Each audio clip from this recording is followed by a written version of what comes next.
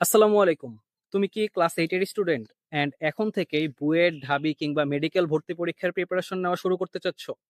তাহলে तू डूब के मर जा रे चुल्लू भर पानी में।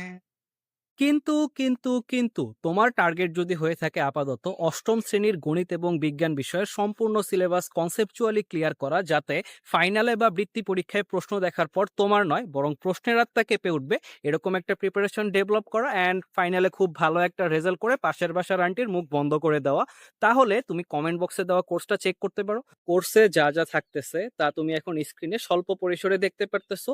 বিস্তারিত জানতে কমেন্ট বক্সে দেওয়া লিঙ্কে গিয়ে দেখে আসতে পারো অথবা স্ক্রিনে দেওয়া হোয়াটসঅ্যাপ নাম্বারে নক করতে পারো। আর প্রথমে যেই কথাটা বলতেছিলাম বুয়েট, ঢাবি, মেডিকেল নিয়ে, এগুলার স্বপ্ন ক্লাস 2 তে দেখাও অপরাধ না, ক্লাস 8 এ দেখাও অপরাধ না। অপরাধটা হলো তুমি ক্লাস 2 তে থাকতে, 8 এ থাকতে যদি এগুলার প্রিপারেশন নেওয়া শুরু করতে চাও, সেটা হলো অপরাধ। আপাতত যে স্টেজে আসো সেই স্টেজেই সর্বোচ্চ সাফল্য অর্জন করার চেষ্টা করো। স্টেপ বাই স্টেপ সাফল্য অর্জন করার মাধ্যমে তুমি চূড়ান্ত সাফল্যে বা তোমার চূড়ান্ত গন্তব্যে অবশ্যই পৌঁছাতে পারবা ইনশাআল্লাহ। এখন তুমি চিন্তা করো, তুমি যখন ক্লাস 2 তে ছিলা তখন যদি তোমার ক্লাস 7 এর পড়া পড়ানো হয়তো তুমি কি পড়তে পারতা?